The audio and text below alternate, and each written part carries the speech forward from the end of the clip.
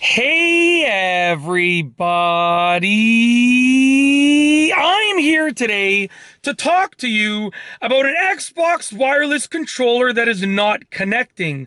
I'll specifically be showing you and telling you how to fix it easily, and this will be a tutorial, so let's get right into this instructional video tutorial. I'll be going over 5 simple things that you can try out, and these are super easy fixes, and they have a decent chance of working. So without further ado, pay attention, take notes, try them out, and hopefully one of them works for you. We're going to get right into this, starting off with number 1. Number 1 is change the batteries. So on your Xbox wireless controller, there's likely going to be batteries, and if there's any problems with it at all, specifically this problem that I'm talking about in this video, in this piece of content, you should try changing the batteries, because if your controller is having trouble connecting, if it is not connecting, then you should try changing the batteries. It's like the first thing that you should try to do. Even if you just put the batteries in recently and you think that they should have a full charge, maybe they don't, and that can affect its connectivity. So try changing the batteries. Even if the controller turns on perfectly fine, just try changing the batteries. It is something so simple, and sometimes it can make the world of a difference. It is worth it to try it out. So try changing the batteries. That's number 1. Moving on to number 2. Obviously, if a singular one doesn't work, you're going to try the next one, and try the next one, and try the next one, and hopefully one of them works. So anyways, moving on to number 2. Number 2 is turn the controller off and on again. So you're going to simply, if your controller's on and it's having trouble connecting, just turn it off and then back on again. It is something so simple. Once again, it takes literally a matter of moments, but it can make the world of a difference. Whenever any modern electronic device doesn't work, that's like the first step that you try. That's one of the first things that you try. You try turning it off and turning it back on again. It's a very common thing to try out. So try that out with the controller if you're experiencing this specific issue. Just turn it off and turn it back on again. It takes a few moments, and it's worth it because it might solve the problem. If that doesn't work, you can move on to number 3. Number 3 is turn the console off and on again. So obviously, if your controller is having trouble connecting with the console, you're going to turn the console off and then back on again. Excuse me, I do apologize. I just, you know, having some, I just burped and, I couldn't hold it in. So I just burped, you know, excuse me. I excuse myself. And, yeah, hopefully, hopefully you forgive me for it. Anyways, we are moving on. So as I said with number 3 is turn the console off and on again. So, you know, if your controller is having trouble connecting with the console, just turn the console off and back on again. Just like I just said previously to do with the controller, try it with the console this time. And that's something, once again, that is so simple. It takes a matter of moments, but it can make the world of a difference. It is just something that's worth it to try because it's so easy and it can work. So like, it's worth it to try it out. Simple as just as simple as that. Really, there's nothing else to say with it. So we're moving on to number 4. Number 4 is try resyncing or repairing the controller.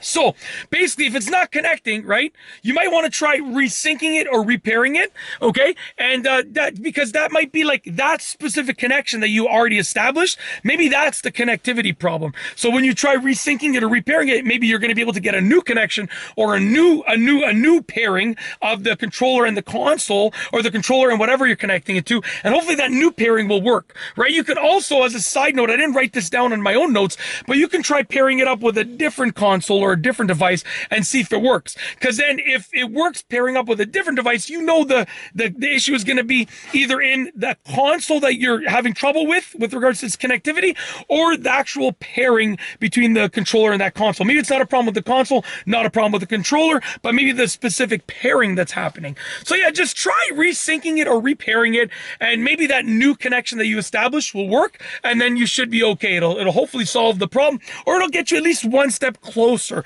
to solving the problem. Anyways, moving on to the last one for this video, which is number 5.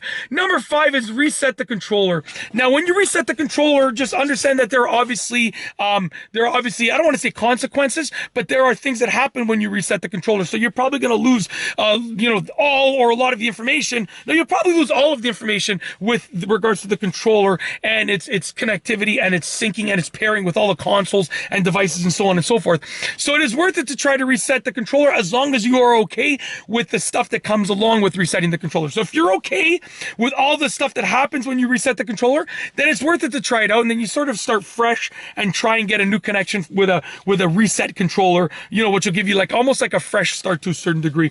But yeah, give that a try, as long as you're willing to be okay with the outcomes of what happens when you reset a controller. So yeah, as long as you're okay with what happens when you reset the controller, then it's worth it to try resetting it, because it might, it might solve the problem. Hopefully it does. And that's basically, those are the easy things that you can try out. There are obviously more things that you can try out, but they're more intense. I would recommend trying these things out first because they're easy and they have a good chance at solving the problem.